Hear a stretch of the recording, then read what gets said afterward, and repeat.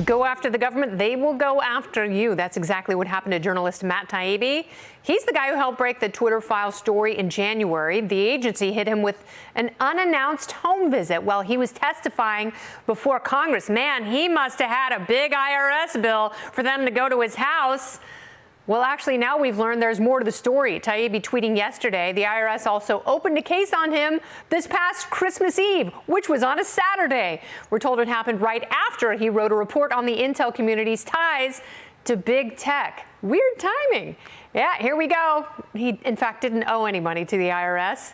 The feds owed him a big pile of cash. So if you raise a red flag on the feds, will they beat you with the flagpole? Joining me tonight, author and journalist Matt Taibbi. Welcome to the show, Matt. Thanks for having me on. So this seems like pretty clear, cut and dried IRS retaliation. Had you experienced anything like this before?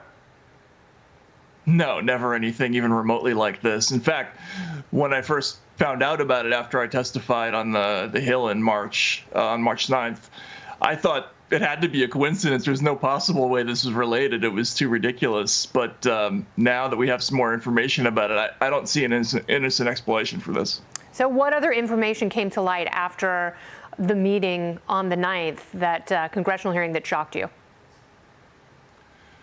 Well, the big thing was the date of the open case. They have a new assigned date for my case, which was December 24th, 2022. When I heard that day, I immediately came to attention because I remember that day very well. I was preparing I think probably the biggest of the Twitter file stories. I was very nervous about releasing it. It had information about the FBI, the CIA, the ODNI, DHS.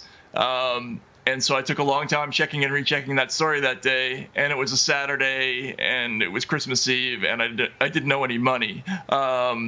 Also, they checked to see if I had a carry permit, hunting and fishing license. They ran all kinds of commercial searches on me. Wow. Just very strange, the optics of it, yeah. So who is working at the behest of the IRS?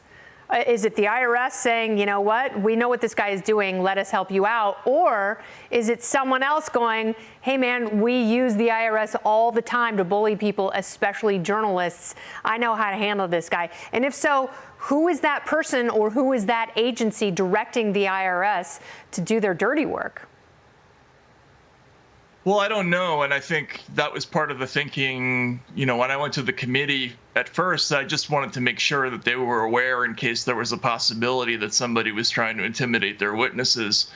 Now that we know a little bit more, I think, you know, with the committee looking into this, the Weaponization of Government Committee, it's kind of a rare opportunity to get some information from the IRS about why these things happen. So I'm not really so much interested for myself, but I think, you know, for a lot of Americans, they'd like to know, how does this kind of thing happen? And hopefully we get some more information and we can answer some of those questions. Do you think the federal government and certain agencies are weaponized against innocent Americans? For sure, yeah. I mean, that was the whole subtext of the Twitter file story, which I think was very shocking for me. And I've been reporting for over 30 years now. A lot of the materials that we saw about the sort of contacts between enforcement agencies and companies like Twitter, Facebook, Google, Wikipedia, and Pinterest.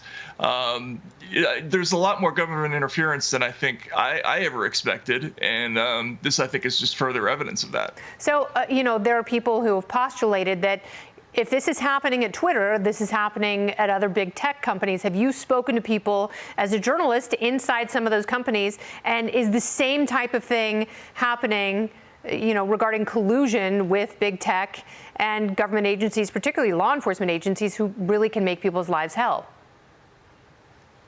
Well, one of the things that I reported on actually that day, on December 24th, was the existence of what they called an industry meeting, where the Foreign Influence Task Force that's led by the FBI was meeting not only with Twitter, but with Facebook, Google, and probably 24 other companies. We published a list of those companies. I had a couple of sources in a few of those firms that kind of talked casually about what went on. But we have very limited visibility into other companies. I mean, the Twitter files are really a very rare look into how direct this all was. I think it's going to be unlikely that we'll get more of a look like that unless there's litigation.